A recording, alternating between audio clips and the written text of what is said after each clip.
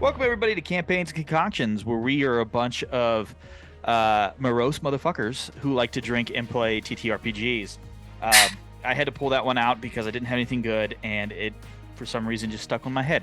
Thank you, as always, for joining us on this adventure of cooperative storytelling.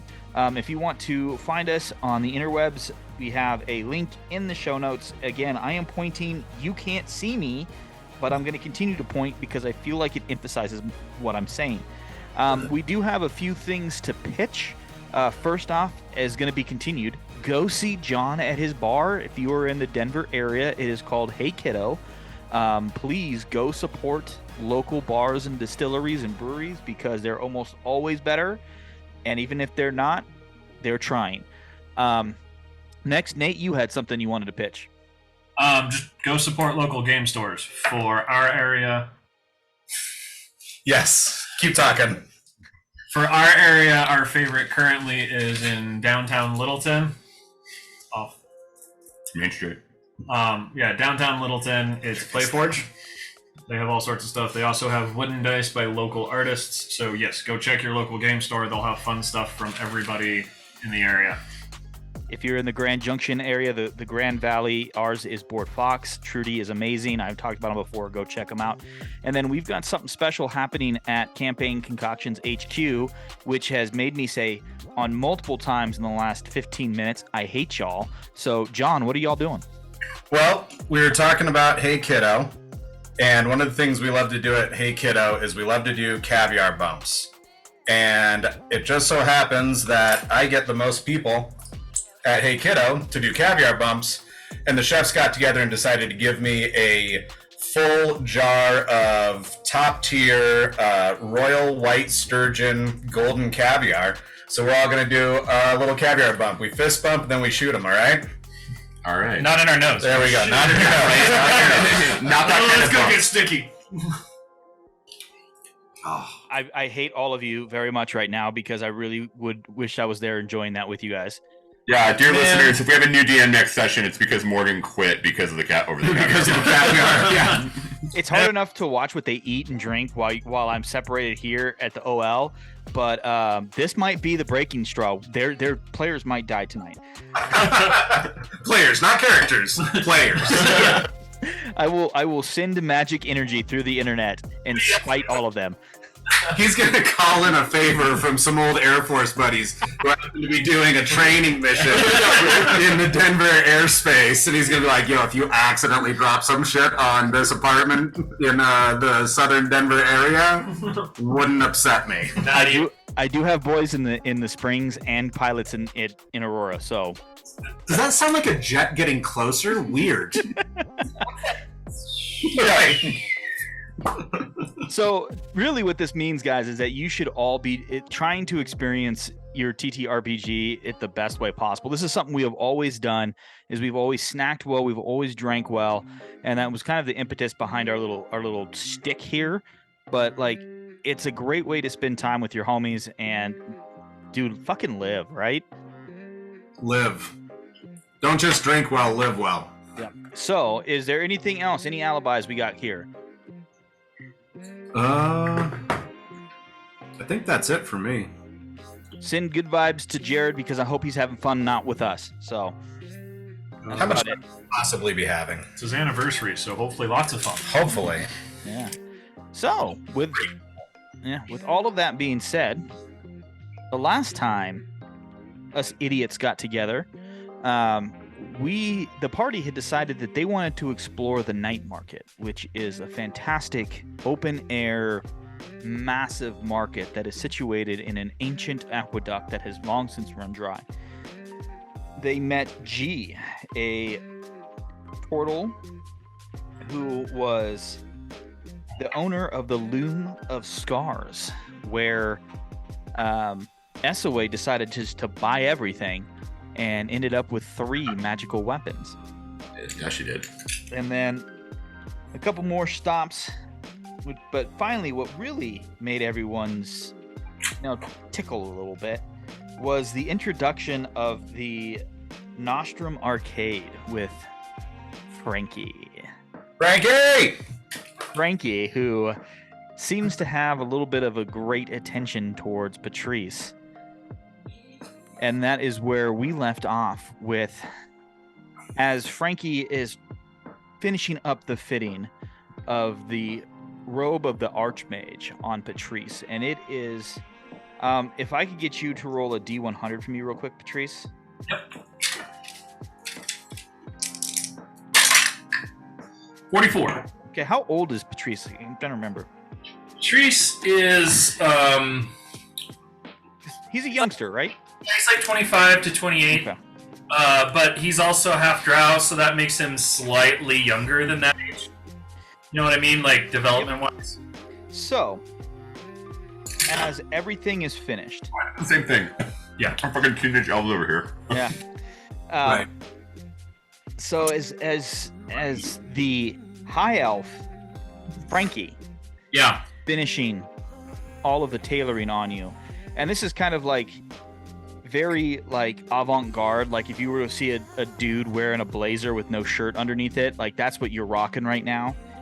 But you know, every once in a while, you know, as a human being, you put something on that just makes you feel great, sexy, attractive, whatever. As soon as Frankie finishes everything, you just feel amazing. Like this thing has been built for you. The way that you have interacted with Frankie, you feel wonderful, right?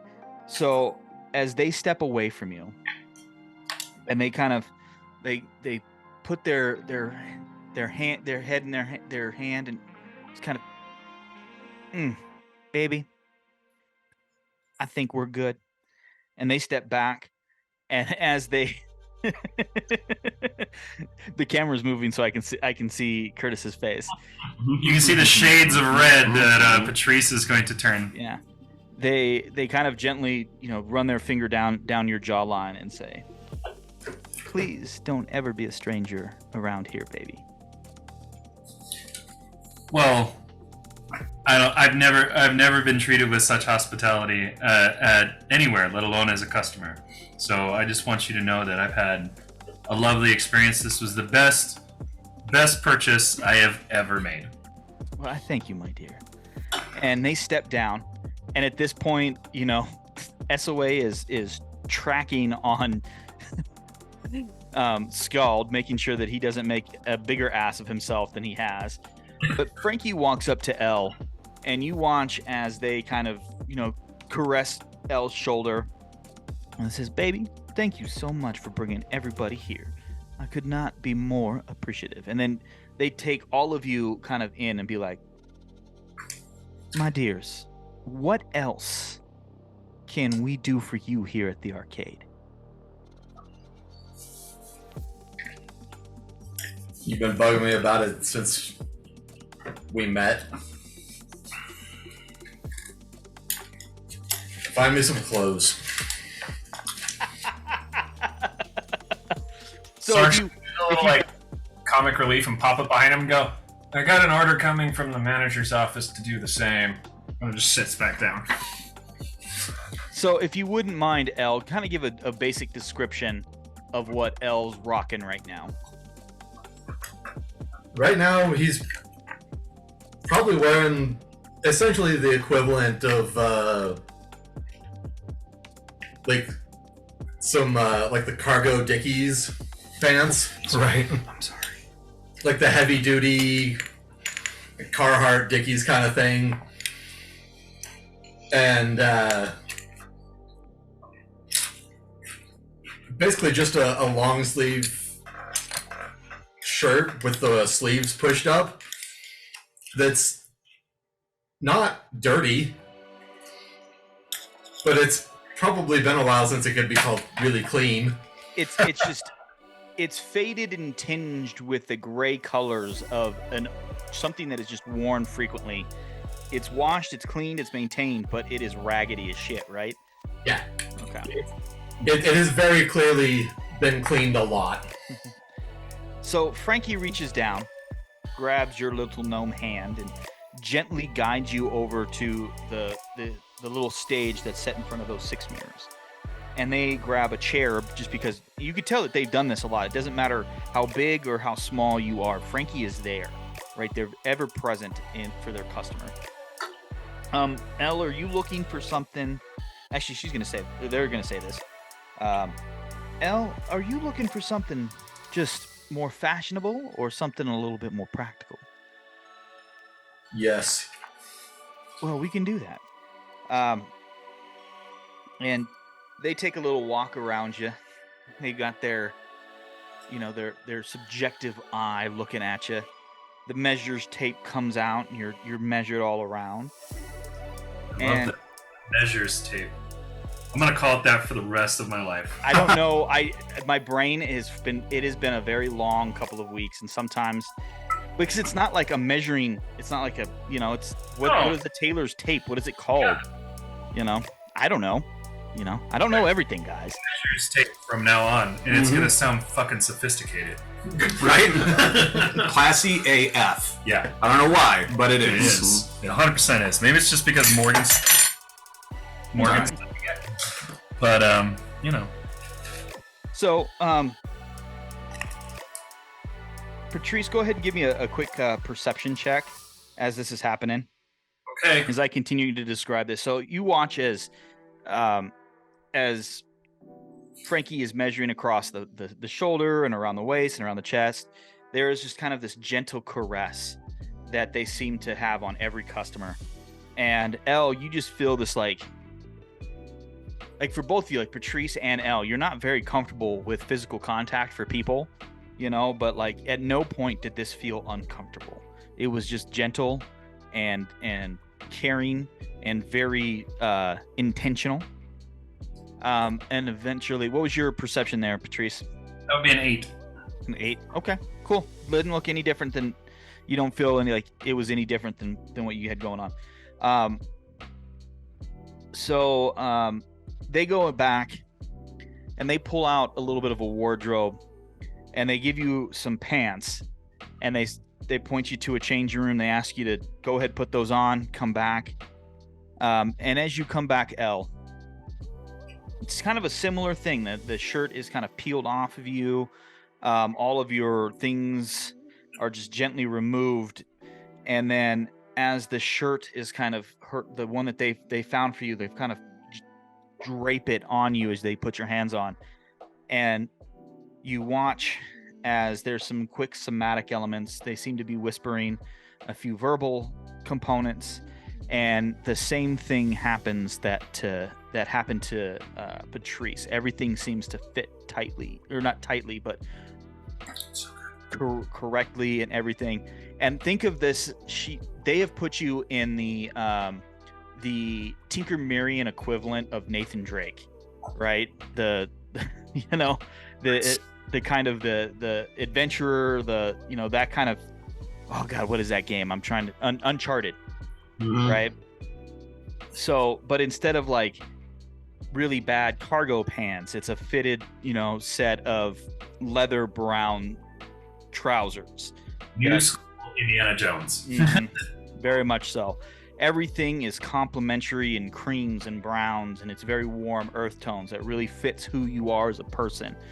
But there are some really fanciful touches, It seems that a standard of Frankie's style is a bit of a low cut open. Yours is more like a Henley shirt that is opened up, Because if I remember right, you've got like bandoliers and stuff hanging off of you that you can put on, right? Yeah, he's got basically the equivalent of the lineman's harness. Okay, yep, that's what I thought. And everything that they put on you, and then you put your stuff on, and it seems, and then even as you do it, everything seems to fit better. Even the stuff that that they didn't bring out. I don't know why I keep doing that. Everything that they keep bringing out, it is, everything seems to just fit better, right? Fits exactly where it's supposed to be. It hangs more comfortably. And you look at it, and it's a very subtle change. Like, it's nothing that, like, you may not have picked this out, but it's nothing that is going to make you feel uncomfortable, and everything is practical. Go ahead and roll an Arcana check for me, Elle. Do I get advantage on that one from? Yeah. Cool.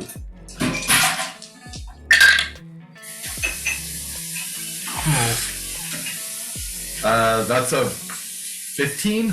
Okay. You're not sure exactly what it is that has been infused into this material that you have, but you feel that there is a little bit of an improvement to everything. You're going to get a +1 to your AC. All right. These are just clothes? Like, it's not like an armor slot? No. That's awesome. They are magic items, though, but yeah. That's awesome. And she looks at you and goes, "My dear, are you paying for this or am I billing the boss?" I'm paying for this one.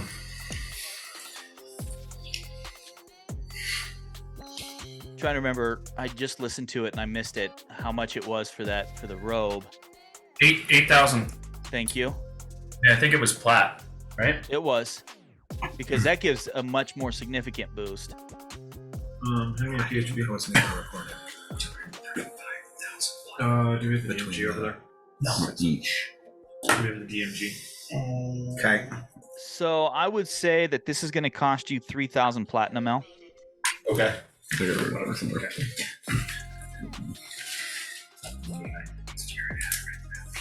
No, Jared has it. 167,500. You guys are going to have to work very hard to spend all your platinum. I'm about to start working. Yep. We're gonna go to town.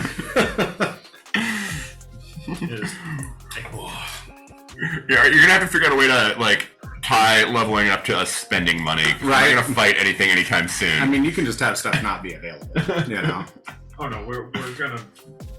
This isn't gonna be a forever shopping trip because I know. Sark's gonna get bored real fast and possibly just start street fights if it takes too long. Well, the thing is too, it's not like there isn't stuff that you guys can fight, man. It's like even when you get to level 20, they built that shit. We can make it happen. Don't worry. No, I was just making a joke, y'all. That's fine. We have shopping episodes. It's not a shopping campaign. Well, if you get bored, you can always go to the Sarcade. Oh my god. Boo. You're welcome. Boo. Love and hate. I thought about this an hour ago, and I was looking for a time to use it. Oh my Yeah, you god. found the right time. You found it quite well. I'd like to apologize to all of our listeners for setting Curtis up for that awful fucking pun. You're welcome. Right? I mean, he is a dad. He has to do it. His dad now hard. All right. So Frankie finishes and gives you a gentle, kind of caress on your shoulder, L, and says, "As always, you're more than welcome, and I hope this works well for you." Thank you, baby. Been wanting to do this for a while.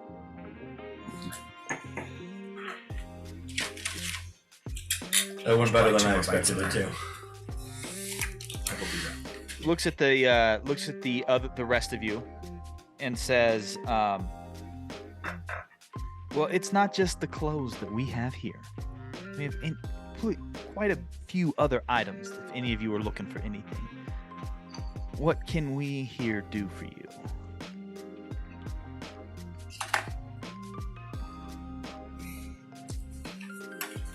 Did I hear, Sark, baby, that you were gonna have an order coming towards my way? Not in. I've gone up in rank. We don't skulk as much as I'm used to. In fact, we do the. Well, I do this new thing. They float down off of airships. What's the best way to describe it? Falls like a meteorite. Oh, that works too. I was going to say I dive from the sky. Yeah, same thing. Look, I'm not criticizing. It's fucking cool. When you did that shit, you left such a big crater. We're not even gonna have to fight anybody. They're all gonna run away because they're gonna be like, a human fucking meteorite just left a crater in the ground. No way in hell we can fight that. And if there's anything I like in this world, it's easy money. So I'll have that. And then do you either have or know of something that would be reflective of street fighting background that those of your hobbies have altered. I.e., out of character, I'm looking for thoughts and prayers, the Knuckle Dusters. Yeah. I was just getting ready to try and pull up your texts because I knew you were hinting at something. Let me see here. Hold on. I'm going to try to sell it in RP first and then bring up mechanics. Where did you send that? Did you send that in the group thread? It wasn't. I don't think it was in the group thread because I was just looking at. It might be on the Stuff Discord I and bought. planning things. Hang on. That's it. Yep, that's where it is. Cool. So, Was it there? I know my outfits and planning things. Did I send it somewhere else? If not, pandemic. upload it. God damn it. It is in the group thread, but I will put it in planning things so it's easier to find. Please and thank you. The group thread is not always the best thing to share magic items. So she thinks for a minute. That is a thing. Ah, yes. You know, baby, I think I got you. And you feel her hand, her left hand kind of gently press against your back as she kind of guides you up towards the back of the shop. And it begins to devolve away from clothing and kind of like the magical garments to more practical items of her nature. And eventually they lead you to a kind of this tucked away section. I'm generally not one to sell these kinds of items, but this was a special commission. They never showed up, so... And then they reach into this container and pull out a like a steel banded wooden box that is probably about 6 inches long, 3 inches deep, and 4 inches tall. And they reach over to you and they crack it open and they look at you and they say, I believe this may be of the things that you're looking for. And as you look in, you see one ebony and one white set of knuckles that are kind of tucked into some like styrofoam looking things. So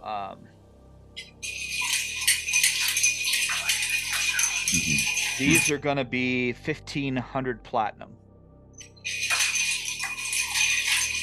Sark will pick one up and just kind of feel the weight of it and kind of try and harmonize with it with the weird vibration sense he's gotten from stuff and kind of attempts to feel them, whether it's magic or whatnot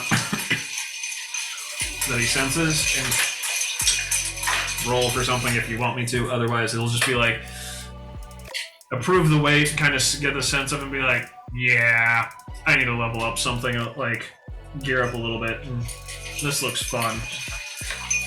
All right, go ahead and roll an Arcana check, please. Haha. I got a +1. Fair. For an 11. Okay. So as you're looking at these things and kind of feeling them up, there is some sort of odd vibration to them. You can't really tell exactly what it is, but you know there's something about them that is quite spectacular. These are definitely some sort of something special. And as you're looking at them, you notice that on the raised edges of the knuckle dusters, you see some runes that begin to kind of glow, and I need you to roll a D100 for me, please.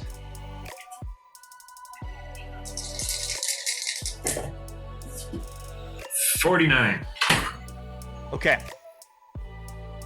So as you kind of look at, and you pulled them out, and you're looking at them, and you look at these runes, all of a sudden you feel that almost your whole consciousness is being pulled into one of them. And all of a sudden the space around you dims. You no longer see what is going on around you, and then you see what looks to be a wall that does not belong anywhere. You're no longer feel like you're in Frankie's shop.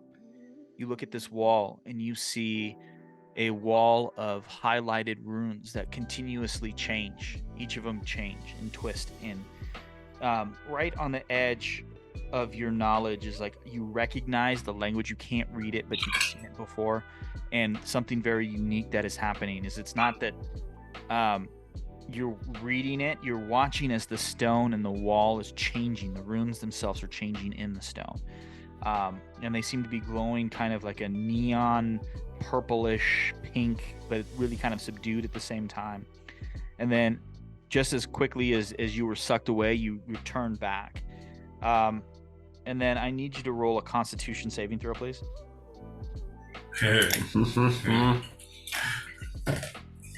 Ha! Drink, motherfuckers! Yay! Drink, motherfucker, drink, motherfucker, drink. Drink! For 22.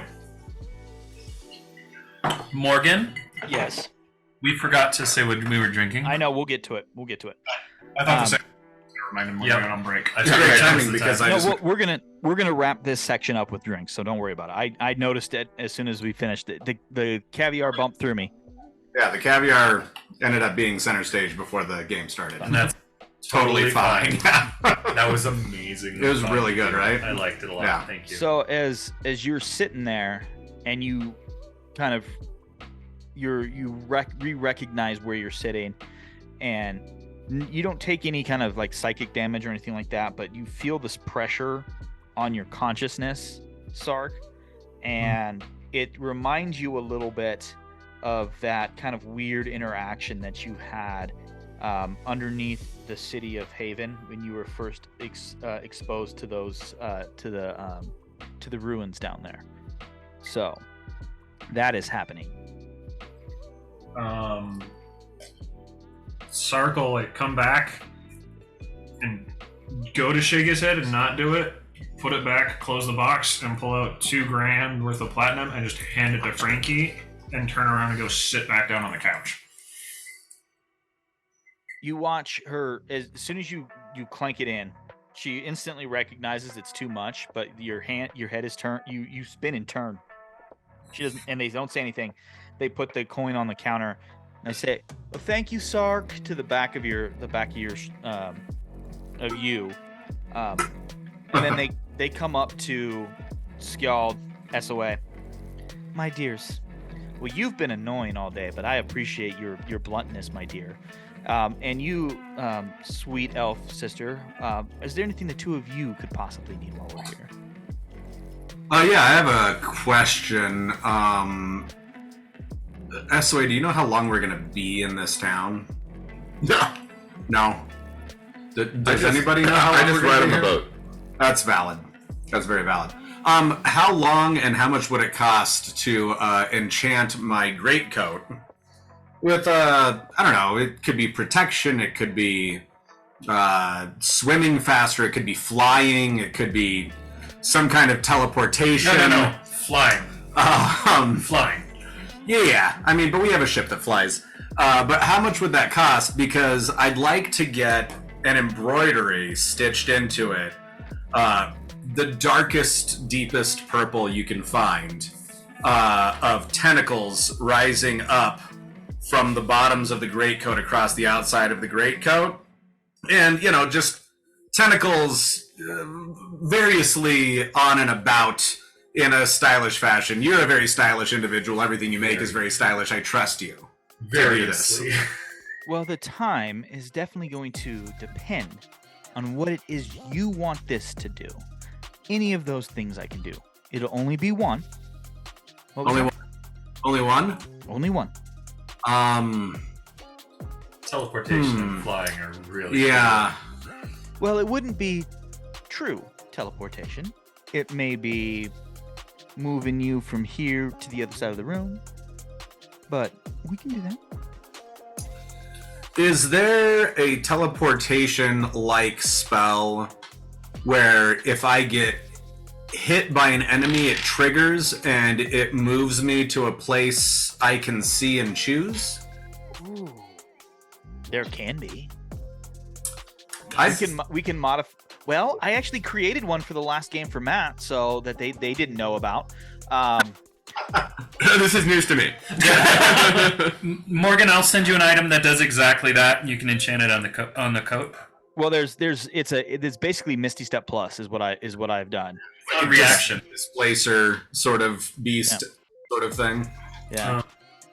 So yeah, they're very. You watch as their face kind of lights up, and they're like, "Ooh, I love it when someone gives me a challenge." I'm very excited about this. Baby. I'm sorry that I was so obnoxious earlier. I really love my buddy Patrice, and I was getting excited by proxy. And they reach out and kind of do that kind of like that real cute nose bop, that kind of on you and goes. You got booped, Frankie. Are we sure this isn't Alanis Morissette and Dog? Fuck. No. No, we're not. Yeah, This is Morgan's version of Tom Bombadil, and I'm here for it. Much sexier. Much sexier. Tolkien just made a bunch of Tom hairy short Bombadil was dudes. a very sexy fellow. He And was. His boots were yellow. And his boots were yellow. Well done. I mean, I did post a picture of the inspiration in the Discord if you want to check out, y'all. Soon as this podcast episode goes live, Matt will have won the internet. I think for that, my dear, it's gonna take 4 days. I don't have anything else going on. I can exclusively work on that quickly for you. You're Elle's friend. So, and then it's gonna cost you 5,000 platinum. Done. I'll make the transfer right now. I say, trying to sound classy, and then I pull a giant bag of platinum out and just start counting. Baby, you don't need to try and be pretentious with me. I actually just thought it was funny. You just be you, baby. 5,000 platinum spent, and I don't know that it changed the number. I am gonna need you to leave that coat with me, though, sweetheart. Yes, I take off the coat. And it's black, right? It is fully black, and it's got the vambrace that is built into it. Mm-hmm. That is blackened steel or blackened metal. And right now it only has the Kraken motif on the The Vambrance. Yeah. So the gauntlet has it, but the pauldron and I can't remember what it's called. We found the name for it earlier, but I don't remember what it's called. But the bicep piece and the pauldron do not have any Kraken or tentacle things on them as of yet. Well, I'm assuming they're a tailor. They're not going to etch and stuff like that. I can, but I think it would be best if you go see an actual armorer. Yeah, I'd prefer to do that. That's fine. I want you to work in your area of expertise. I want to see you performing at your highest, and then I want to wear that performance everywhere I go. I would recommend you going to see G at the Loom of Stars. We like G. Oh, you've met. Excellent. He's one of my favorites. We get together for tea quite frequently. And you, my dear? SOA, I believe it is? Would enchanting a shield be kind of something that's in your wheelhouse, or is that more something that I should maybe talk to G about? I can, but I think G would be better. What about enchanted jewelry? Do you have anything that might be interesting? I currently don't have anything at the moment. He's never been giving me ring of fucking protection. Dude, right now you have the most magical shit, and I'm just not going to give you too much more. My AC's only 18.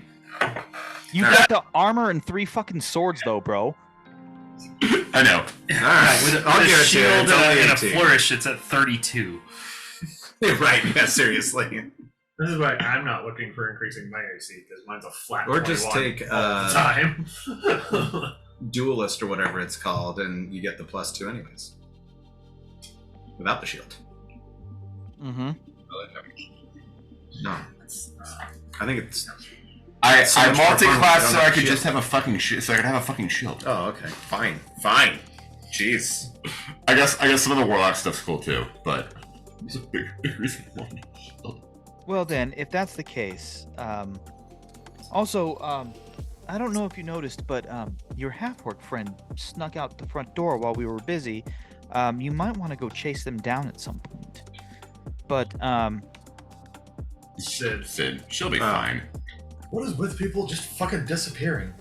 It's the gods. That's why I want to punch him. Now I might actually be able to. Be surprised it wasn't me. That's fair. I'm kind of We got- surprised it wasn't you too. We gotta make that t-shirt, by the way. Check the Discord for the god punching t-shirt idea. that would be really good. It's our friend that just walked away. She I don't know why she stepped out, but like, are there any items that might make her more effective as a spellcaster? Well, if you haven't gathered, everything I do is quite personalized, and I would really need to talk to her to see how she goes. But I would love to see what she needs. She seems like quite the interesting character. It would be real fun to interact with her. So maybe sometime, just come back. You're always welcome in my store. Give me a heads up that you're coming. We can do a little private encounter with all of y'all, and I'll close the store down. Tea, sandwiches, maybe a little something stronger. There's always something stronger with these people. Always. But it's gonna have bubbles in it. They can't see your head nod on the podcast, On the but podcast. yeah, I get it. Yeah. Sark, Morgan can't see your head nod because you're off camera, bro. yeah. Sark would do the little like head tilt to the side and shrug and alright. So Without- they turn to you. Ooh, Sark, bubbles? That's a thing for you? Thank Sorry. you. box. All right, y'all. But if there's nothing else, I would love to get to work here. Thank you so much for Patreon. For coming into my store. I was gonna use another word and I couldn't get it out. Thank you, my dears. You're always welcome here. At any time. You blanket.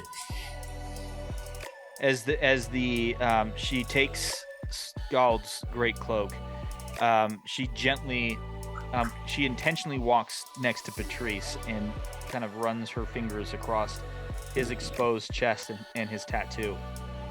Says, especially you, my dear. And they walk off to the back. What are you guys gonna do now? Assuming you guys want to go back to them with scars. What I time don't. is it? I don't think, as much as I would like to, I don't think I can spend this much money right now. So What? Why? it's a lot of money. Yeah, but we have so much more money. Right. So like, I don't think it's possible for us to spend all of it today. It's true, but we Yeah, could spend a you little wanted to get more. your shield enchanted. And it takes Yeah, time. maybe, We need like- to do it soon. Matt doesn't actually know what he wants. He was just hoping that there was going to be like a good idea thrown around. And also, I bought 3 magical swords last episode, so I can take a little break from the magical shopping excursions in the I have interest some of ideas. such as. I can shortcut this. Is there enough time for us to make it to the restaurant by sundown at this point? Oh yeah. Yeah, you guys got plenty of time.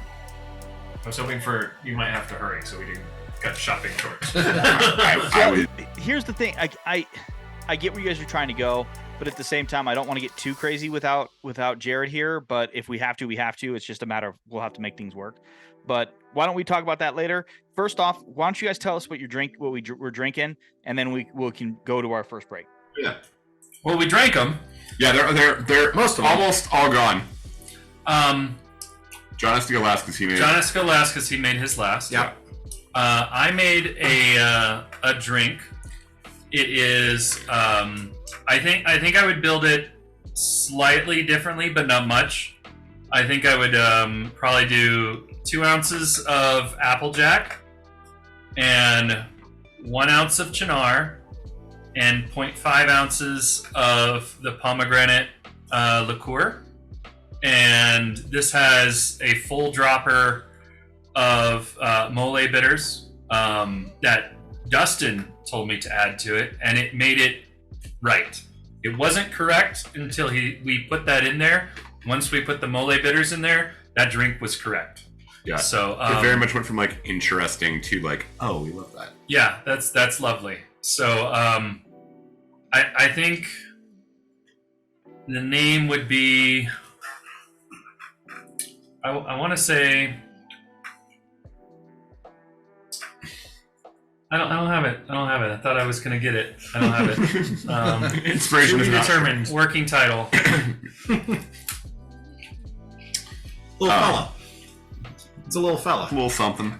Yeah. Little something. So Curtis and I were kind of like brainstorming what the hell we were going to make together. So if this sounds very familiar, it's because we used a lot of similar ingredients.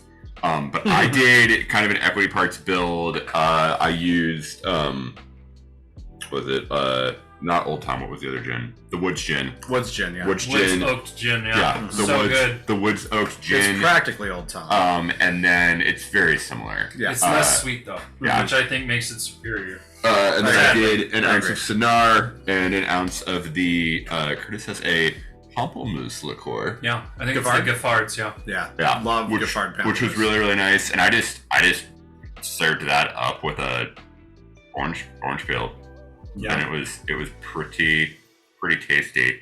And like I said, the build was basically equity parts. It was the end of that bottle of gin, so it might have been a little bit heavy on the gin. Yeah. 'Cause I just Oh, kind of, no. Like, was Tasted- like, well, I thought I'm it not was great. leaving that in No, the bottle. yeah. You right? use it all. You use it all. No man left behind. I made another variation on my poor man's poison. I'm still trying to figure out where exactly I want to go with this cocktail. It was the very first cocktail I ever made up. Like 2 weeks into bartending. It's gone through various iterations, and tonight it is actual equal parts. It is 1 ounce of Lafroig Scotch, 1 ounce of Nonino Amaro, 1 ounce of Remy Martin Cognac,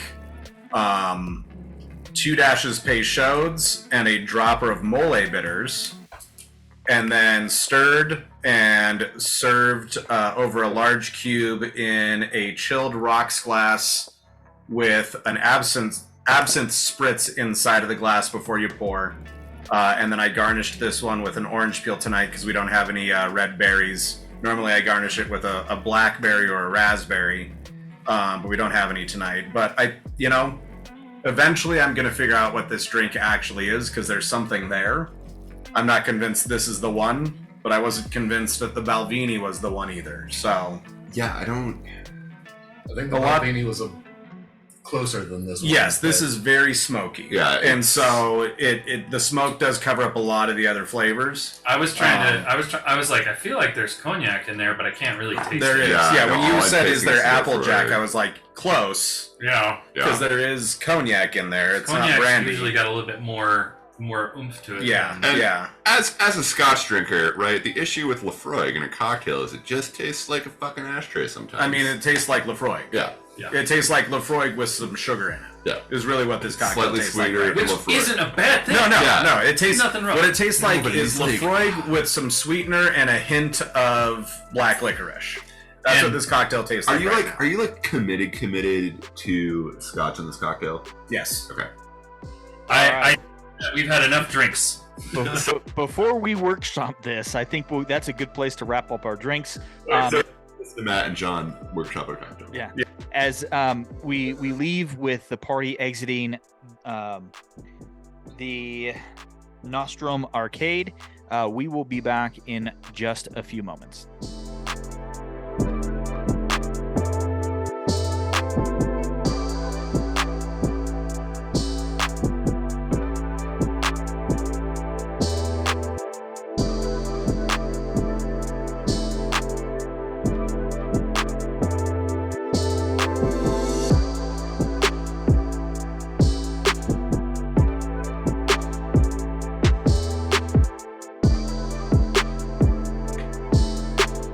Welcome back, everybody, to Campaigns and Concoctions, where I have nothing pithy to say, so we're just going to roll with it.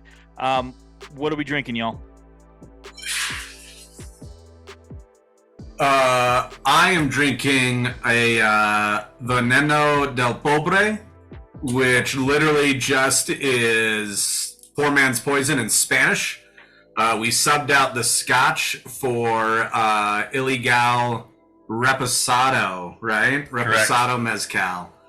So it's a slightly less smoky spirit than the Lafroig that I put in initially. So it's 1 ounce of the Reposado Illegal, 1 ounce of Nonino, 1 ounce of Remy Martin, 2 dashes Peychaud's, 1 dropper of Mole Bitters, Bitterman's Mole Bitters, stirred, strained into a effectively rocks glass, washed with absinthe on a large cube with an orange twist.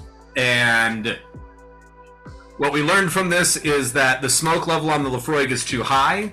So this is for sure a drink on its own, even though it is a riff off of my own drink that I haven't nailed down. But it's helping us figure out how to nail down that initial idea that I had. So we'll have to do a less smoky, less peaty Scotch when we finally figure out where the poor man's poison needs to be. But Veneno del Pobre is fucking delicious. Very, very Everybody good. at the table likes it. Everybody at the table likes mezcal, and we love that drink. Yeah. So speaking of mezcal, I made a cocktail that is 2 parts mezcal, 1 part Sonar, because I'm really feeling Sonar tonight. 1 part yellow chartreuse, and then I do a couple dashes of orange bitters. Yeah, and it's pretty tasty. Yeah, it's really good. I'm gonna taste it right now, actually. Again, he's gonna taste it again right now. Yeah, it's so nice. It's one of those drinks that like stays in your mouth. I think I made something very similar before. It's really good. The yellow chartreuse and the Chinar and the mezcal just they all blend together. They stay together. They're there. It doesn't feel like anyone is like outbidding the other one. I feel like you can taste all of them. It's real nice. And the orange bitters at the end really kind of brought it together. I made 2 drinks. We're gonna go through them pretty quick. This is 2 ounces of illegal Reposado Mezcal, 1 ounce of lime acid adjusted pineapple juice, which just means that you add acid to pineapple juice to the level of acidity of lime. It's got 3/4 of an ounce of honey liqueur, the Baron Jager, the German stuff, and it's got a 1/2 ounce of the. Did I mix up my drinks? I did. It's not the Baron Jager. It is the Liqueur 43. It's got 1 ounce of Liqueur 43, and it's got a 3/8 of an ounce of the Ancho Reyes chili liqueur. You shake the living crap out of it so you get a nice froth on the top of your pineapple. It's as Nate said, it's really like creamy and velvety, and I like this. I made this the other night with Sotal. Mezcal's cheating. It just is. It's so delicious. I love this drink. It's really, really good. And then the next drink I made, I'm gonna taste it for the first time. That's nice too.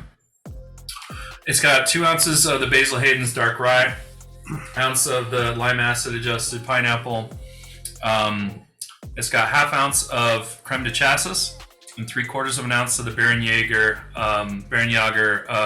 honey liqueur. Shake the shit out of it, get a nice broth. Pour it into a coupe glass and enjoy. I don't have names for either one, but No, we have pineapple pie. And pineapple pie. Pineapple pie, and We don't know yet. we'll just call it a redhead. Yeah. I like that. Sure. Ahead. All right, then. As the 5 of you are walking out of Frankie's into the rest of the night market, it is now late afternoon. You only have just a few hours left before you need to get to your reservation at Grace. What is it that you guys would like to do?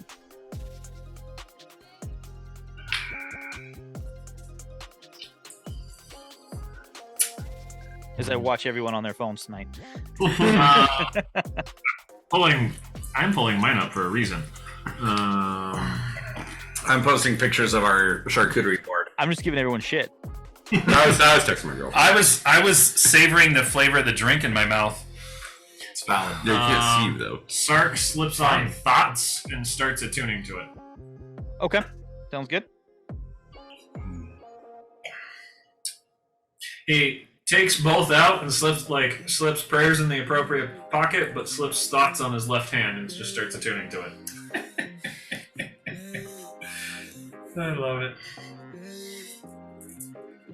And I don't have anything else in particular I need to do while we're here. Kind of nice, right? At least before dinner.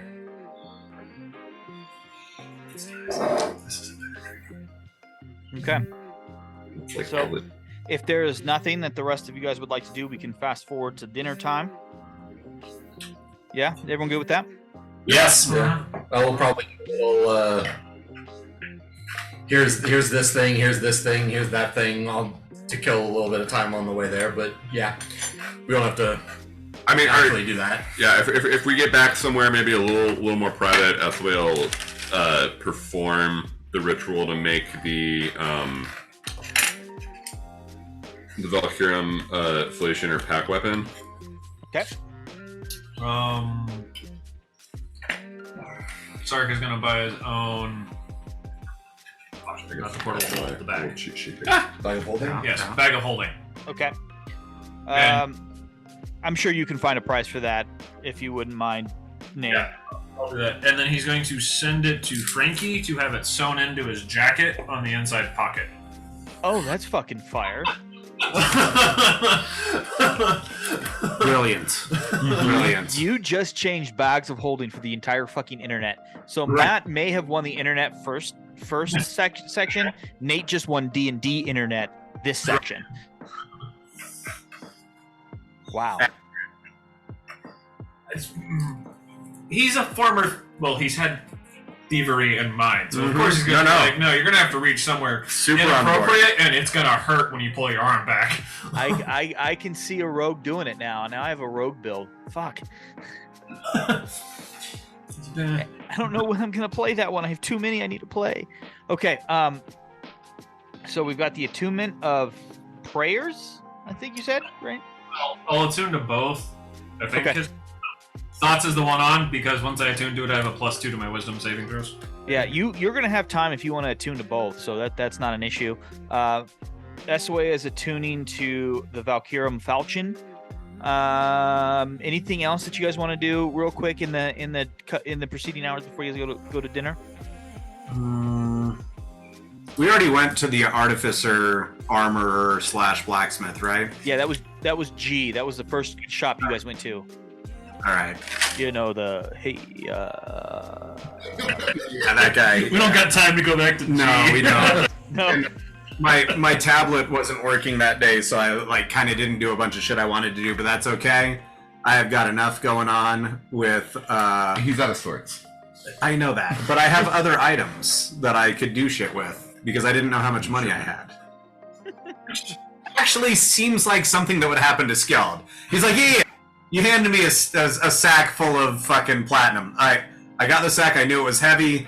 Then I started counting, and I was like, oh, I could have done other shit earlier. Right. Now let's go to dinner. I'm paying.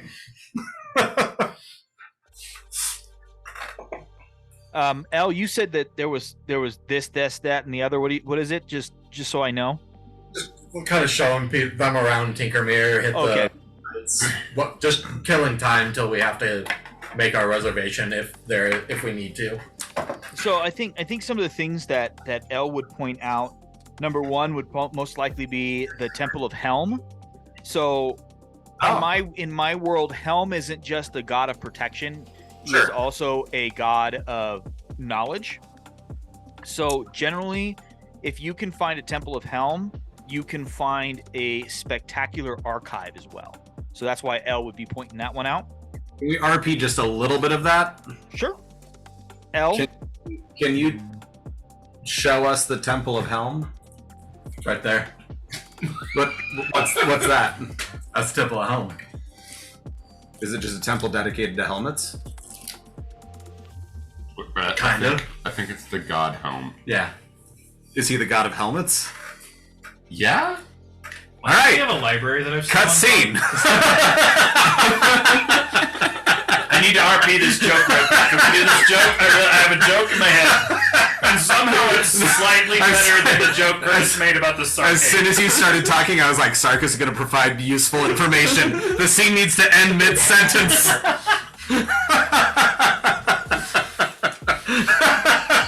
Sark was just gonna ask a question too. Like I was just like, wait, why am I in there for a library? Yeah. That's, Sorry. Thanks, John. Love you guys. Love you so much. I mean, that is how Elle would describe it. Is it's got a great library. Yeah, yeah. They do something for a god there too. Anyways, sorry. I couldn't help myself. Yep, we broke Morgan. He's officially quitting the podcast And murdering all of you. and calling in that favor from the Air Force. It's not thunder here on the podcast. He wanted to make sure he sent in a Moab. So you walk in, and so there's actually quite it's so to kind of give you guys some context of the city, right? So the way that it's set up is the majority of the tall steel and glass buildings line the waterfront, and then the height of the building drastically drops to more 2-3 story, pretty standard buildings. But it's just fucking huge, right? It's a huge fucking city. The Temple of Helm is the one building that is significantly taller. But if you could picture the most boring, like Unitarian church that you have ever seen, with those like very boring towers that come up that aren't really towers, they're just like a pillar that stick up. You've seen a Unitarian church, right? Unitarian Universalist church that are like really kind of bland and almost like mid-century modern. That's what the Temple of Helm looks like, and it just stands out because it's so much bigger. But there isn't a dearth of religious building. There's a ton of religious buildings throughout the city. They're just very much smaller. You can tell that there's not as much there's a broader sense of faith. It's very diverse. It's not like focused on one or the other like in some of the other places you guys have been. Also, there seems to be a higher level of wealth. There really doesn't seem to be slums or real shanty towns or anything like that, at least that you guys have been able to see. And Elle's just kind of playing, hey, that place is cool. Good pub, library, in typical Elle fashion, right? As it goes in, and then that's when Sark does, or Scald does Scald things. It used to be a really good illegal poker game over there. Won a lot of money there one day. Did you lose money there too? Oh yeah. Oh, okay. Temporarily. The conference room that you met Prosperin and the Lord Richter in has been made available for the 6 of you to hang out as you need, while accommodations for the 4 of you who do not have rooms in the building are being prepared. So that's where SOA is attuning, where like all this kind of stuff. You guys just kind of hang out for a couple of hours. Right as you guys are getting ready to head out to Grace, Sid kind of pops in, and they're there for you. They're like, hey guys, had a thing I needed to do, right? And then I will get with Jared and we will talk that out. But you make the walk to the longest pier there on what, for those of you who are new, have been now told is the Hill Hazy Lagoon. It's one of the central features of the Syndicate. You can kind of look out as you look to the east. You see kind of this hazy smudge and a little bit of light on the horizon. For those of, if anyone is interested, they can ask about it. But as you're heading out, the pier goes from pretty much individualized berths for very large seagoing vessels, because this lagoon is big enough. It's like the equivalent of Lake Superior or Lake Michigan. It's big. Actually, yeah, that's about right. And then as you get closer towards the end of the pier where Grace is located, it kind of takes on a more entertainment feel and vibe to it. There are bars and gaming establishments, and then right at the very end, kind of owning the whole end of the pier is this restaurant Grace. As you walk up to it, it is a beautiful combination of glass and light colored wood, mostly glass. It is 2 stories tall, but it is kind of like this. It's like an A frame laid on its side, where at the back, where you would assume the kitchens and all the staff are at, is single story, and then it opens up, and the views are going to be spectacular because the front faces out into the lagoon. It's absolutely beautiful. As you walk in, the maitre d' asks you for your reservation, and the moment one of you speak up and says your name, he stops you, and he takes you to upstairs into a private room. The private room is facing out, looking out into the lagoon. As soon as everyone crosses the threshold, you feel almost like there's a pressure curtain that you cross. I need Patrice, SOA. Actually, anyone that is not named Sark can go ahead and roll an Arcana check. I was going and listing everyone who's a caster. I was like, wait, that's everybody. Not named Sark. I'm guessing I don't have advantage on this one. If it's just this is an effect. This isn't an item. okay. So Well, 17. you're gonna need to mark up a bullshit 1. 'Cause I rolled a nat 1 on that one, and you know what? Drink, motherfucker, drink. We're Where's our spray bottle? gonna do sprays of Malort. And by we, he means Sim and Curtis. Yeah. Nate, you gonna do one? Well, you I'm gonna picked it enjoy up. this one. Nate is never allowed to do shots, guys. Come on, you should know this by now. We're doing squirts. Doesn't matter. Close enough. Yeah, I knew where it was and was just giving that's it to fair. the That's totally fair. on. Yeah. You don't know. Just once. No. Just once. No, Come on. it's so much more potent when it's aerosolized. Yeah, it is. It gets right to the back of your throat. You're not selling this. You realize that, right? I've already had Malort before. John, let's do one more. Okay, so SOA had a 17, Scald had a natural 1. So bad. Elle got a 28. Jesus! 19 on the day. Yep. Treese got a 14. Okay, so for everyone but Scald, as you walk in, you know that this is most likely there are a couple of abjuration spells that are very subtle, that really aren't of much use to people other than restaurateurs, people who run nightclubs, those kinds of things. And what it does is it allows a small space to become privatized. So like no one can eavesdrop on you. It's very common in cities that either have a fairly sophisticated criminal underground, or are major ports, or has a lot of exchange between diplomats.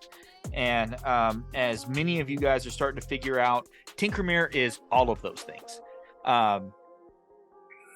So as you walk in, the maitre d' sits you down and says that your personal server will be here in a few. And he points out there is in a bucket, there is a bottle of bubbly sitting there, compliments of the house. You sit there, it gets popped open, the bottle, the glasses are filled.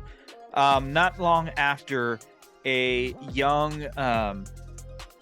young-ish human walks in and says that their name is Robert, and they will be your server for the evening.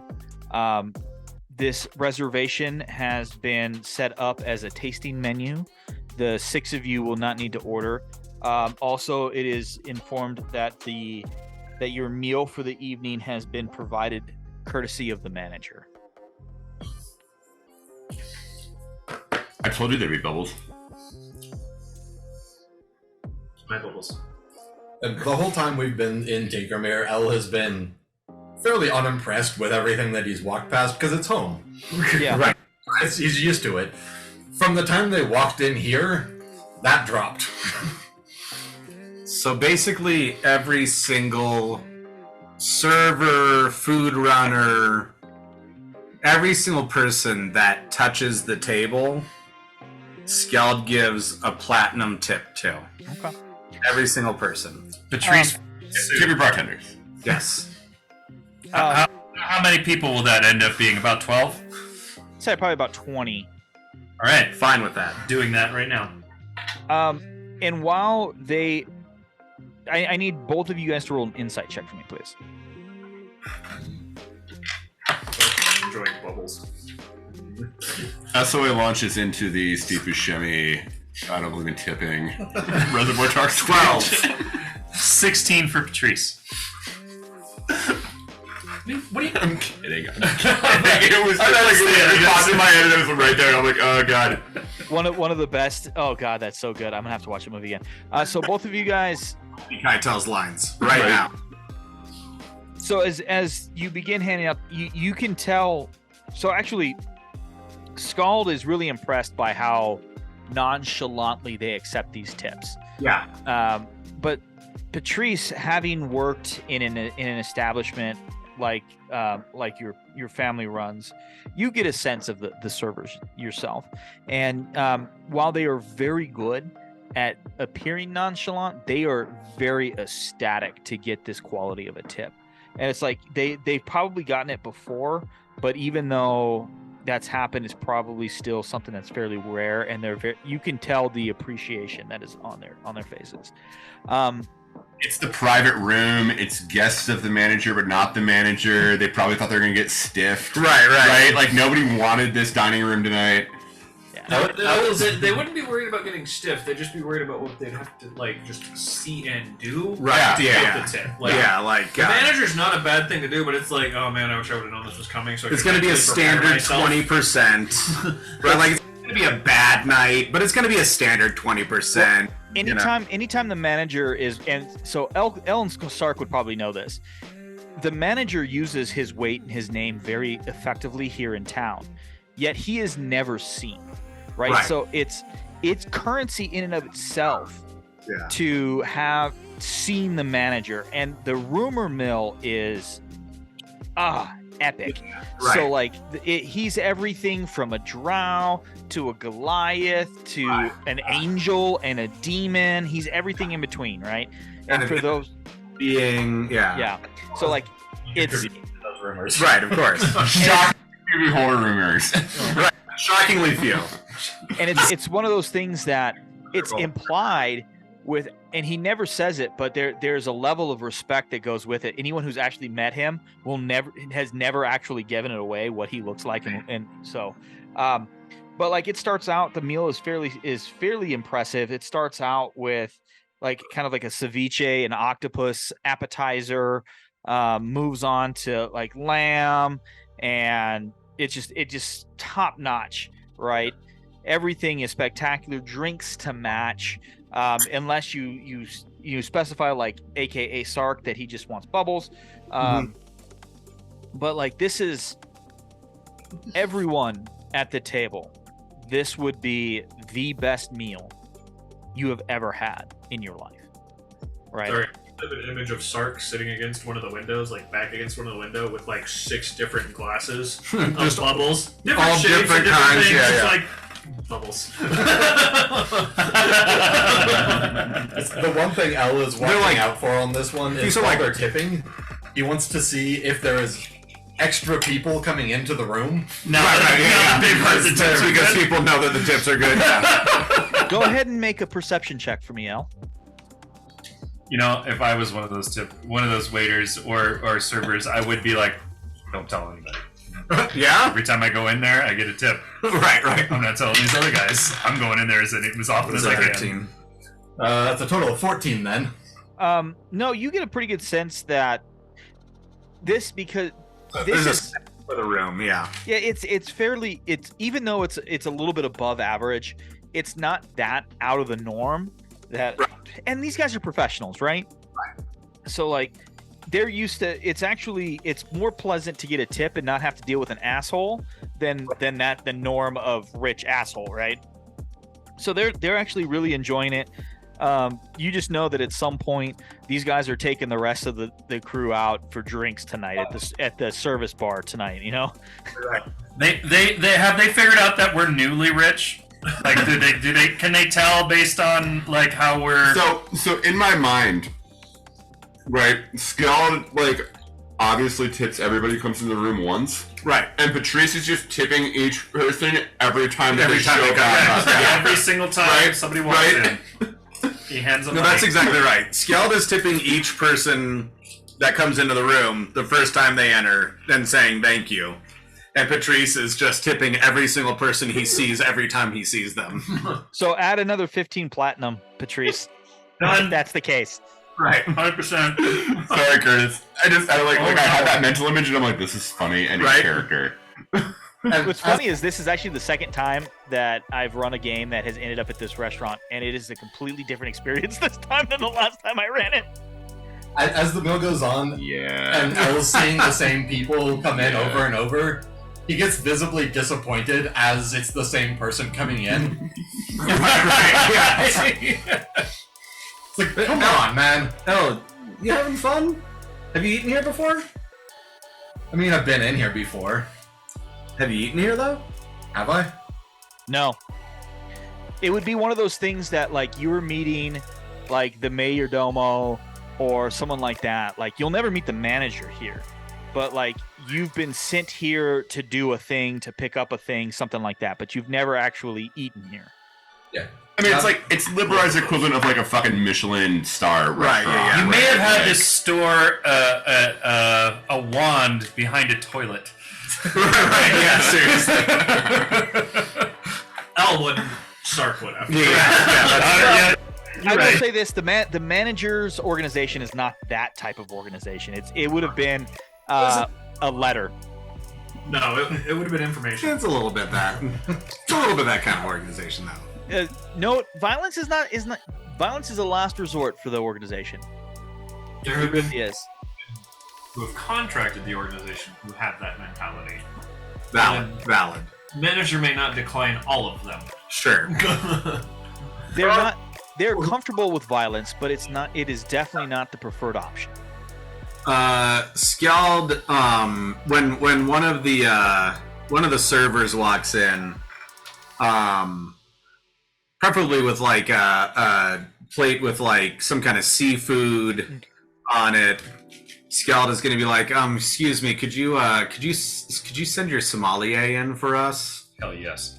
So this would have been the first course. So it's a cold ceviche and an octopus dish. Excellent. And Skeld's like, I don't know what it is, but I just really love eating octopus.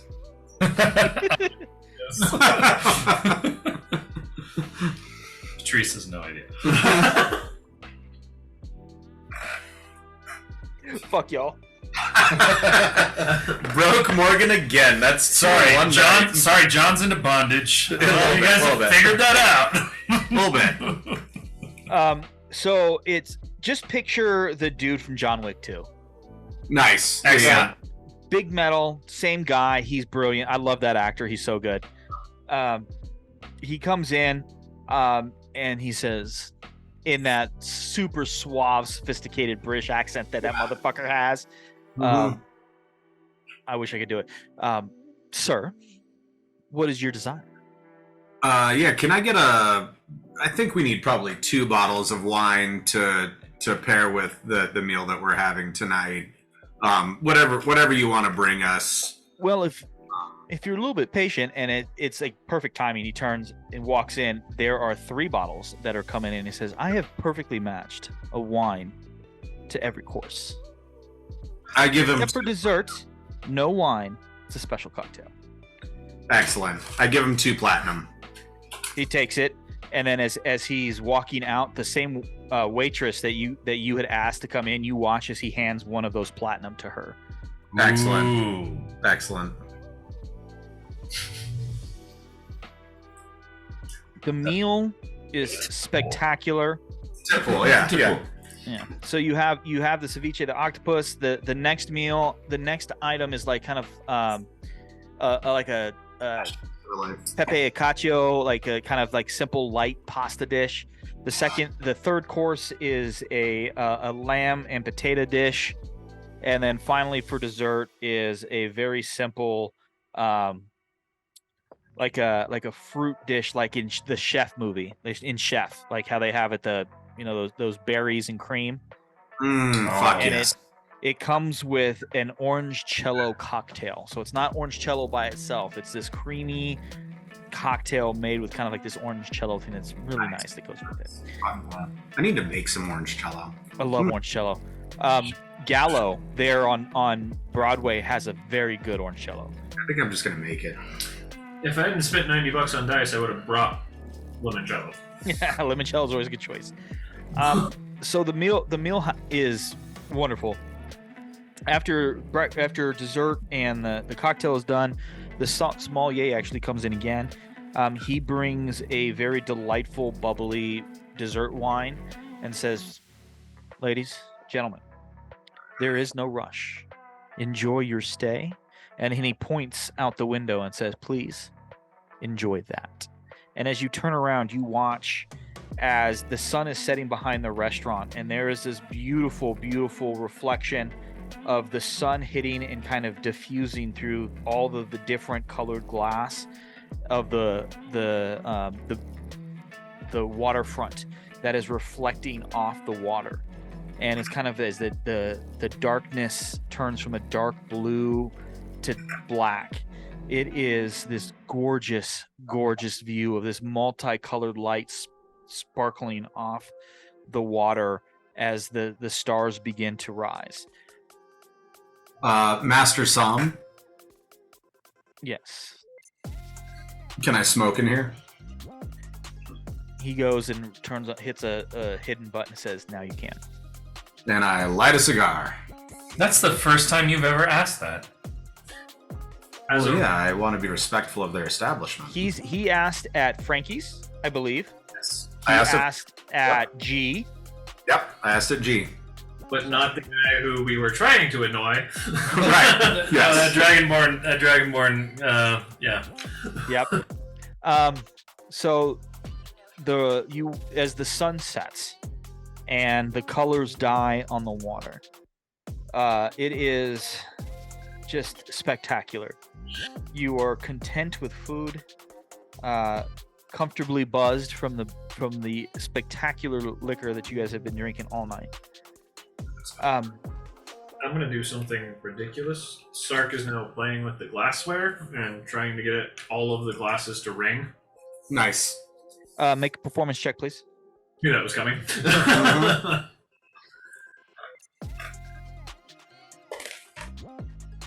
That's an 8. It is horrible.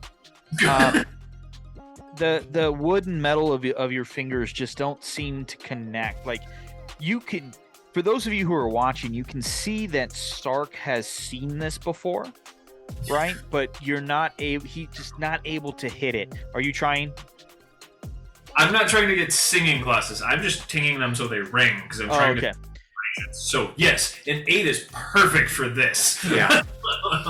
John, are you trying? I don't think I noticed what was going on. I think I'm captivated by the view of smoking. Okay. I rolled perception to see if I noticed what Sark is doing because I'm looking out the window. Yeah, you hear the timber, but it doesn't really. It's nothing that's enough to pay attention. Is there anything anyone else would like to do before the dinner's over? Skellen, can I have one of your cigars, please? Absolutely. Can I get a light? Yep.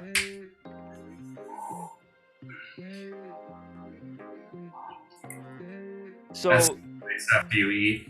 It's fucking great, isn't it? Oh my gosh. Sark will look up at this point and just go, "El, you have to take him to Beaumaris next." Is that the best time to smoke something? Is after you've eaten?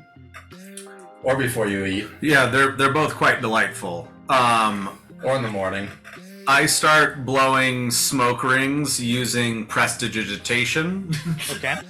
to turn them into our adventures so far. So I'm literally blowing smoke rings that are like events that we have done. It's at first it's the giant skull of the manor house, and then it's a portal, and then it's it's just one thing after another of our various adventures that we've had so far. And I'm using prestidigitation to form the smoke as it comes out of my mouth into these things, even with, if I can, a little bit of like animation within what's happening. How did you get the look on Hubert's face? That's amazing, Skull. That look is burned into my mind. Give me a performance check there, Skeld. Oh, that's good. That's a 22. That I don't have to say anything else. You guys have just described what's happening, so it's all good. Love it. So the meal comes to a close. The cigars are done. As you exit the room and then eventually the restaurant, the cool night air. It is. Let's see, where are we? So we're in the southern hemisphere. It is now kind of fallish time here in the southern hemisphere. So it's not cold, but it's definitely brisk. The temperature has dropped. The leaves haven't quite turned yet, so it's happening. But as the six of you walk back towards the tower of the manager, it is just beautiful, crisp evening. You watch as the town has come alive on this part of the pier, and there's a vibrancy to the city that it's different than any place else you've ever been. It's an unhustled yet hurried vibrancy that is just invigorating. And eventually you return to the tower where the manager resides, and that's where we'll take our next break, and we will pick up in just a few moments.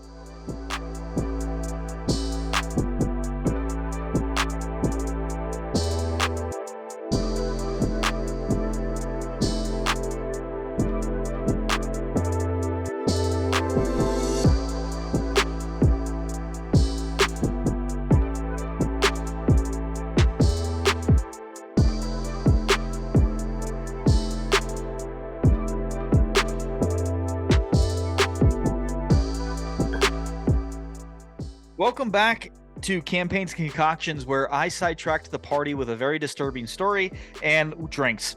And I learned that warlocks don't just get all of the expanded spell list that they're offered based on their pact, and deleted about 7 spells from my spell list.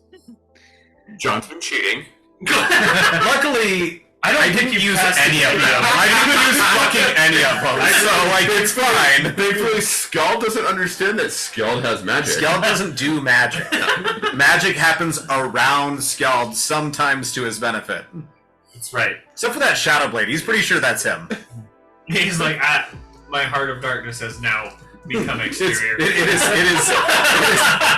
has exited my body, entered my hand, and turned into something with which I destroy my enemies. It's black like my soul. That's I will right. stab my enemies with this. That's right. That's right. Like Speaking of black like my soul, what are we drinking? we are drinking 2 drinks right now. I made a beverage that involves gin and other things. I'm gonna walk you through it. It's got 2 ounces of gin. That's delicious. It's really good. It's got 2 ounces of gin. It's got Try it. 3/4 of an ounce of Cointreau. It's got a large 1/4 ounce of Tingala, which is the It's a buzz button Thistle. It's a thistle. They used to give it changes how you taste things, but there's a company in Golden, Tingala, that made it into a liqueur instead of just biting the flowers. Right. They now have a gold that is aged longer and is more mellow. Interesting. Nice. I don't know. I really like the strong kick you in the teeth Tingala. Like, if you put a 1/2 ounce in something, it has a subtle tingling sensation, a subtle shift to your taste buds. You put 3/4 to a full ounce in a cocktail, and it's like, it's a fun trick to play on your friends and loved ones because they're like, I don't know what's happening to my face. It's not unpleasant. It's actually quite pleasant, but it is shocking, and it is unexpected, and you're gonna know something is happening there. Yeah. I also put half an ounce of Velvet Falernum in there. It's really good. And it's a very well balanced drink. I like it a lot. John, thank you for the help. There's an ounce of the lime acid adjusted pineapple as well, which is why it's got the frothy head on there. I was wondering if you used an egg white, but yeah, that makes sense. No, dude. Real pineapple juice is like cheating. It I is. swear to Christ. Now, do an Pineapple egg is in white college sour juice. with pineapple in there, and like do like just a for- modified Ramos. You need a wine glass. That, or you need to make a very small cocktail and put it in a Collins. There you go. Yeah, 2-ounce cocktail in a Collins. Does anybody have an inspired name? We could say Green Sting. Let's call it a buzz button. A buzz. I like Buzz Button. Yeah. How about a buzz bite? Oh, yeah. The buzz bite. The Buzz Bite. Yeah. The Buzz Bite. The buzz bite. BYTE. BYT. Just Sounds because, good. just I'll read it. for because it pretentious pisses reasons. people off. Yeah. The Buzz Bite. Um, Thank you. Quick sidetrack because several of the people in the group, including Morgan, will understand this. The 4th of July barbecue I went to that was my former big gay ginger bear's roommates. I'm purposely not using his name, but that reference will get everyone who needs to know. His roommate was gifted a bottle of the Tingala Gold and had it sitting on the table for people to try. I walked in and went, "Ooh, Tingala!" and picked it up, and he went, "You know what it is?" I was like, "Yeah." I went searching for a bottle of this. So Right, yeah. Yes. And then I was every on a time mighty anyone, quest. anytime anyone asked about it, he was like, "Nate, we'll tell you." I was like, "Son of a bitch." Whoops. Mistake, Storyteller. introvert. Yes. You fucked up big time, buddy. Storyteller. Fucked up, but big time. All right, anything else we're drinking? Matt made a drink with gin and Aperol and green chartreuse, and it's pretty lovely. And it's Fuck equity yeah. parts because it's always equity parts. Always. It's so I don't fucking like- good. I know we don't have really like good. we don't have a whole lot of like visuals that happen unless you're like looking on Instagram or on Discord, but like right, Curtis and John make these drinks and it's always like different glassware and like right, like Curtis's drink literally looks like a fucking sour because he frothed that pineapple juice so much. Yeah. And then meanwhile, Like a fucking I got like a little coupe glass and like it's a you know round up drink, you know. Yeah, it's in a Nick and Nora and it looks glorious. Yeah. Yeah, it's lovely. It is. It's so good. It also I looks gotta like be honest, every though. other drink I've made for like 6 months. So here's the thing. Yeah, you're right. It is. Every one of Matt's drinks should be kind of brown and in a Nick and Nora. Every single one of them. They fit perfectly. They're exactly the right. Like the wash line is fucking perfect every time.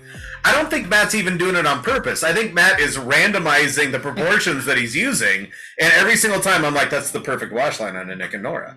Like a server can carry that to a table, but without spilling it. But when it gets there, the guest is going to be like, "That's a really full drink." Like every single time, the wash line is perfect. So It's lovely. yeah, It's absolutely glorious. like Random note, I'm calling that the wash line now. the wash. Ooh, there we go. That's perfect. It's a good drink. That is, It's and a also. simple 3 parts drink. Yeah. It's 3 to there's Dude, no that garnish. drink has There's legs, nothing. too. Jesus. I know. Did you Look see at that? it. It's so nice. Holy shit. Yeah, it totally. So if you look at the video of his last That's drink, wild. I think you hear me when I'm recording it going, "Damn, I like those lines." Yeah. it's gin, That's epic. it's Aperol, and Green chartreuse. green chartreuse. It's got to be the chartreuse. guys, That's good. if Yeah, you like- find a bottle of chartreuse, buy it. Yeah. Buy Do it. it. So also, I'm going to remind everybody to please go back to the last episode 32, Who Wants to Shop at Frankie's? Answer the question about where that quote came from, because we haven't had it yet. We haven't had anyone answer. We would love to name a cocktail after something that you want. Put your name, put what you want the drink to be called. It's going to be fun. I know you guys are listening. I see your listens on the interwebs, so do this. And we're too far into this for you to not be listening. Like, come on. But with that being said, Yeah. And Not listen, all 12 of you. listen It to ain't that Nate. episode. Who Wants to Shop at Frankie's is a good fucking it's a episode. great episode. The last bit was pretty top notch. Morgan killed it. Accurate. killed it. Is that where we airdropped? Was that our first airdrop? For sure. So, the 6 of you have now returned and are entering the lobby of the building that belongs to the manager. You Rewind real quick. You're right. Thank you for catching me. Before we get there, Elle and Sark kind of pull back from the group and are walking behind, and Elle. I was gonna make an excuse about having to use the restroom or something as they're like walking out. I just tell everybody to wait for him outside. And as soon as everybody's gone, he's gonna walk up to the host stand, whatever it is, and ask them how many people are working tonight that weren't involved in the private room. I'd say probably 50. My lack of knowledge of the restaurant industry is coming in right now. Yeah. It's fine. Skeld is going with L, by the way. No, he was trying to avoid you guys. Oh, I see. All right. Yeah. Well, then Skeld is going up to the bar. I was like, Sark is moving everyone down the lane. Like, Yeah. he's walked out. He's Skeld- caught some signal from Yeah. that Skeld he's moving out. Skeld definitely wants to stop at the bar on his way. This is something I wanted to do before we Okay. took a break, but Skeld is going to stop at the bar for a shot. Okay, we'll get to that. Yeah. Afterwards. But if he's alone, he gets that response of there being 50 people. He's going to count out a stack of 50 platinum and say for the people who weren't in the private room. And the maitre d' does say thank you. I will make sure that these are distributed properly. We look forward to serving you again here at Grace. Look forward to the next time we eat here. So you exit. Skald, you step up to the bar, and this is one of those. It's very much within yet separated. You know, those kind of bars where there's you have to walk through a door. It's dark. Yeah. Which is funny considering that the walls are glass. They're Yeah. somehow still done. Yeah. It feels like you're in a stone room, and it's got the shelves that are lit. You know, it's a real spectacular place, but very understated and elegant at the same time. And you walk up to the bar, you see a female halfling tending bar. What can I do for you? Out of character, what is the Librarth equivalent to Fernet? You're asking the wrong guy, dude. All right. I'm going to. Fernet. It's called Fernet, yeah. Fernet. She pours you the equivalent of Fernet. Yes, and I say, could you pour one for yourself, and could you also pour one for everyone working tonight? Servers, hosts, bartenders, runners, all of you. Well, if you don't mind, I'd love for you to do that. But if you're willing to pay the equivalent, we do have a bar that we go to after work. And if you would like to pay for our first round there, we'd appreciate that instead. I would love to. She asks you for 6 gold. I give her a platinum, Okay. and then I say, and would you do a shot of Fernet with me now? Oh, she's already at this point. She's poured one for her. Excellent. And I cheers her. I thank her for a wonderful evening and for the cocktails, and I drink and take off. All right. So at this point, that has all happened. Is there anything else, Elle, that you need to do? Nope, that was it. Okay. For tonight. So the 6 of you, after all of this has happened, are now walking into the lobby of the manager's building. You get up to the conference room, and the pretty young tiefling who was the manager's secretary this morning, the morning that you guys got here, is there waiting for you. She says that Sark, your rooms have been your apartments are ready to go. As normal, left entirely up to you. And if the 4 of you would follow me, and she's indicating to Skald, SOA, Sid, and Patrice, she takes you up to the 3rd floor from the top, and there is a section of 6 rooms that are there, and she points out 4 of the rooms for all of you. And as she opens all of the doors, you notice that it's a very similar layout. Each of them is essentially a very fancy suite. There is a bedroom, a sitting area, a kitchen. And each of these rooms look out onto the bay, or onto the lagoon. And they say that these rooms are yours for as long as you are here in town. We would, if possible, would love for you to let us know them when you are leaving, so that we can get them set up for any other guests that the manager may have. I wish you all a good night. And she leaves. And this conversation's happening in a fairly wide hallway as these 4 doors are open. Sid says goodnight for the evening, closes her door, and goes and is done for the evening. The 3 others of you, Scald, SOA, and Patrice, is there anything you guys would like to do?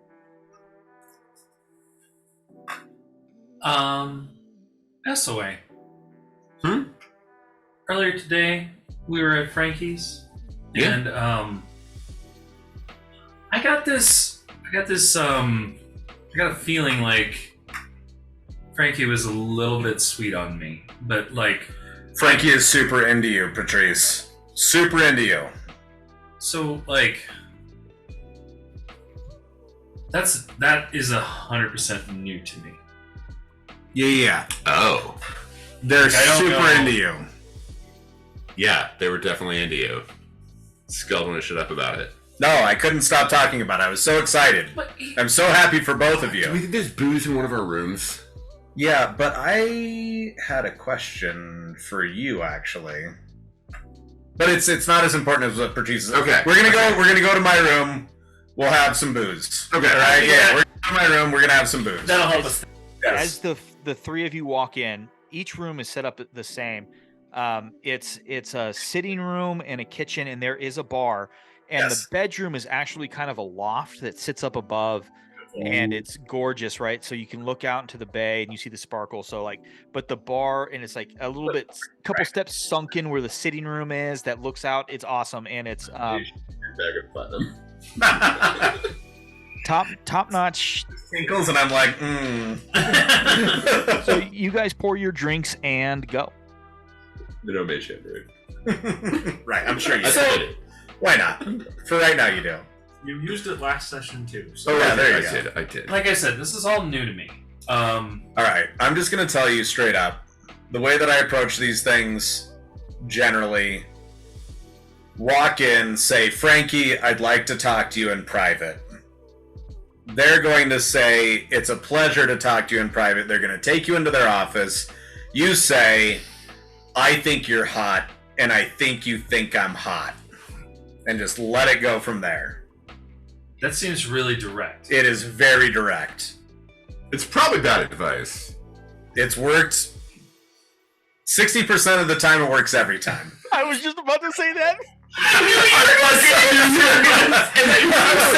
When you said a number, I knew you were going to do that. Because podcasts are just a bunch of guys sitting around quoting Anchorman at each other until somebody dies. That's exactly right.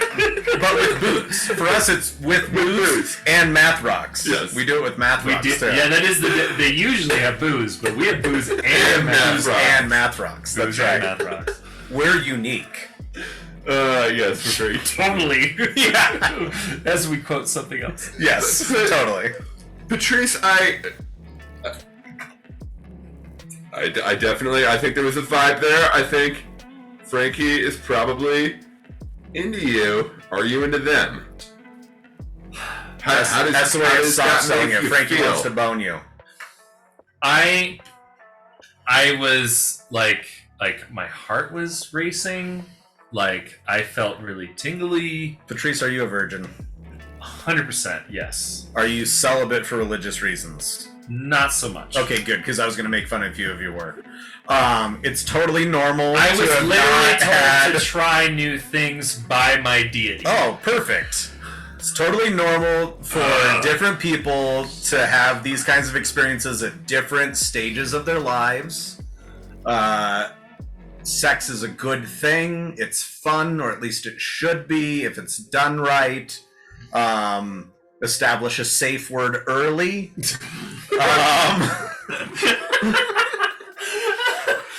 What do you mean safe word? Ask Frankie.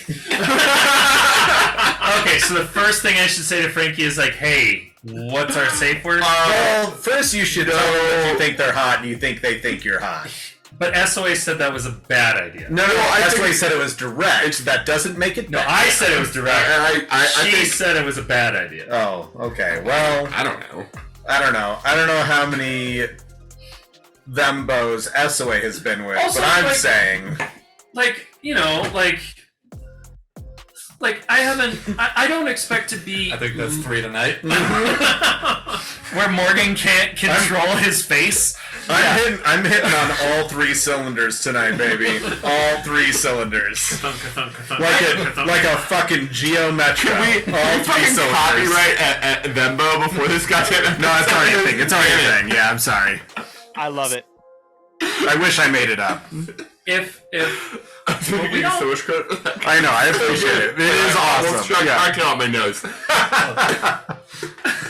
That's how I know I was laughing. I'm sorry. like we're not. I don't reside in Tinkermire, right? So? Like, What about well, like to foster. you trying to get married today? No, but like, you know, I like, you know, my family and what I've been, it's not a wham bam thank you them type of thing, right? It's more of a slow burn, long, you know, Yule log type of thing. The fuck is a Yule log? A Yule log is a very large piece of wood that you put on the fire that will last a long time, usually for a celebration. Yeah, I spend most of my time on the water in the air. There's not a lot of fires So on the here's water, the it's deal. true. Here's the deal. So you're a virgin and You're a seaman now. And seamen go from port to port to port. Now you're quoting Austin Powers. Jesus Christ. Oh, this is why I love you so much. Good talk. Good talk. Okay, so you're saying make sure that Frankie knows that I'm interested, Yeah. and that I'm pretty sure that they're interested. Yeah. in me. And also make sure that they are still interested, knowing that you're not going to be here for an extended period of time, Yeah. to your knowledge. But we can maybe at some point. Which they seem like I think they understand your Yeah. situation. But if it makes you feel better, iterate it. Make it known. Make sure that everybody's on the same page. Yeah. Look, I'm attracted to you. I'm pretty sure you're attracted to me. Where I come from, people do this for life. But I can't guarantee to you that this is something I can do for life. But nor am I Tracy sure people that do it's that something for I'm life. interested That's not a in. Haven thing. That's not really a Haven. Yeah, thing. yeah. I'm It's- saying where Patrice comes from is in his fucking house. You That's know? true. Yeah. It's kind of just I know. my family. I don't think they really like him in there either. Yeah, I don't disagree. That's not the point. That's not the point.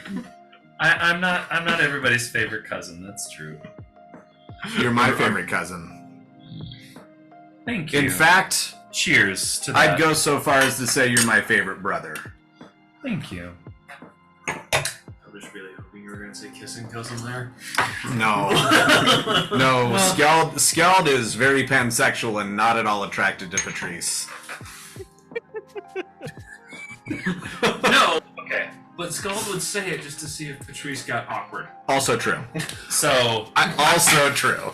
I don't think Skeld's giving you necessarily bad advice, but I think that you probably You're gonna fuck it up? Well, no, I think Patrice should approach this situation from something that's maybe a little more Patrice, right? Like, yeah, getting him alone and just being like, hey, That's are we a bit doing direct for this?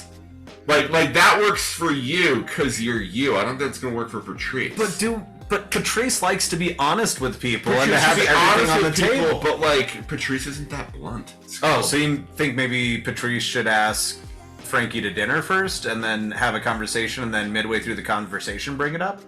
Maybe brunch. Brunch doesn't sound like I feel like brunch is delightful.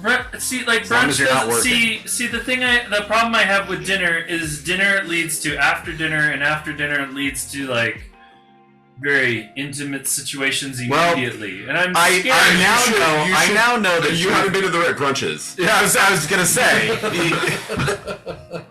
Maybe you have been to the right brunches, but you didn't realize what was going on because you're a very sweet boy. You're a sweet, sweet boy.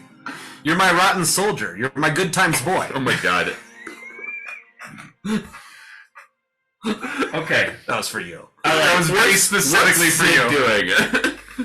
Let's. I think Jared's so bad right now. okay. Sid's probably been like, not part of this conversation. Right? Yeah. Nope. Not having anything to do But with this. do you think that maybe a like a lunch brunch type situation? Yeah. would be Do better? brunch. Do brunch. Brunch has Okay. mimosas. Mimosas are delightful. Yeah. Okay. Ask the It- it's bartender to still- add a shot of vodka to your mimosa. It's gonna change your world. Okay. I will mean- do that. Yes. All right. Also, pineapple mimosas are pretty Honest. delightful. Pineapple, vodka, Yeah. mimosas, Yeah. brunch. I can do these Post things. brunch coitus. That pineapple's gonna help him out later on. Damn right it is. Damn right it is. Fancy. Do not Google anything you did not understand in the past conversation. 15 minutes later. Hey, so SOA. Yes. And I saw that you were teaching Patrice to play that flute thing. The ocarina, I think it's called. Yeah. I'm trying. Yeah, I mean, you've been doing a great job. I'm so proficient at it. So, the captain on my last ship taught me to play a little music. Would you? But I know how to play, but I don't know a lot about the instruments themselves. Do you think tomorrow you could help me go buy a lute? Yeah. And would you be up for like fucking around and like playing music together a little bit? We can include Patrice as well and do some music, all three of us. I think it'd be fun. We can form the world's worst band. Yes. Yeah, I'm super on board. I don't want to perform for anyone, just so we're clear. It was a very soothing thing for me, and It's you know, it's a great way to pass time on a ship. I get it. it is a great way to pass time on a ship, and I happen to be a pretty deeply angry individual, and it's somewhat soothing to make music. I don't know. And new information. I don't know if you skill. picked up on that. I cover it pretty well. I say facetiously. Well, that'd be great. I really appreciate you absolutely. helping We me can go- fight a lute. We Thank go you. musical shopping. Yeah, I think that sounds like a great time. We are going to very quickly roleplay that next session. It's not. We're not going to take. No, that's fine. That's why I didn't throw it in earlier. You know. we have shopped a lot the last couple of No, I get it. Well, we probably could have fit that in earlier tonight if we would have known. It's all good. We can get it. One more thing we can delay for a little bit. Anything else for the? We don't even have to do it next session. We just at some point in the not too distant future. I think next session. I've got plans, so we're working on it. So, anything else for you guys? I think we're good. I've got what I want to do tomorrow, but I don't have anything else tonight. So, we're gonna. Why don't we wrap it up right there for the evening? We will start next session with tomorrow, where we have L's thing, we have the loot, all that stuff. What you got? Sark has something. Hold on one second. Sark will go to the top of the manager's building and just go through the fingering that he learned from SOA on his flute that he carries. Okay. You just pass away the night until he has to go down. Okay. So- with everyone. So as you sit up there, and I'm assuming that Sark is one of those that would sit with their feet dangling over the edge, Yep. looking to the east. I mean, is Fire afraid of falling? Not anymore. Absolutely not. Proven. He's got 100 feet. Right. At this point, the sun has set, but the waterfront has lit up as the buildings, take on that typical glow of a city.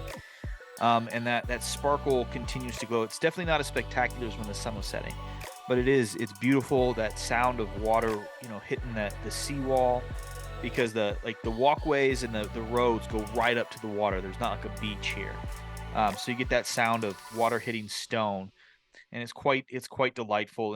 And Sark, you're sitting there as you're working on the flute, and after your 4 hours sitting up there, after everyone has gone down for the evening, you're able to kind of get to the space wherever you want to be, and you're able to go back down and get into your restorative state that you are in. Is there anything else, Sark, that you would like to do? No, it would be he's fingering it, kind of watching the city, but he's trying to reflect on that weird memory state he was in Frankie's and trying to connect it back to what he experienced under Haven. Like, having that reawaken, he's more shook than I think anyone but Elle would actually recognize with what's going on. Roll a quick insight check for me. Not bad. Not bad at all. 17, because I try not to keep the same skills. What is it? 17. Not bad. So you still haven't made all of the connections yet, but because of just the experiences that you've had over the last couple of months, you get the sense that a lot of this is tied to something ancient. The thing that happened in the ruins, the things that's happened with the runes. You're not sure why, but there seems to be something with you that is tied to this ancient things that are in the past of this planet. It's unsettling because you only have memories of the last couple of years, yet for some reason there's something tying you to something old and ancient, and it's unsettling and slightly terrifying. But that's about all you can get as you work through it. I mean, it's a little bit nice to have a sense now, but it's still it's rubbing you the wrong way, So. Which is Sark sitting on the roof of the building, not actually playing a flute, but going through the motions. And that's where we'll leave off this week. Thank you, as always, everybody, for joining us on this adventure of cooperative storytelling. Anybody got anything that they want to impart before we leave? I don't think so. Awesome. As always, if you want to get with us, there's the link in the show notes for all of our interwebby things. Again, I am pointing. You cannot see it, but it emphasizes my point. I see it, and that's what really matters.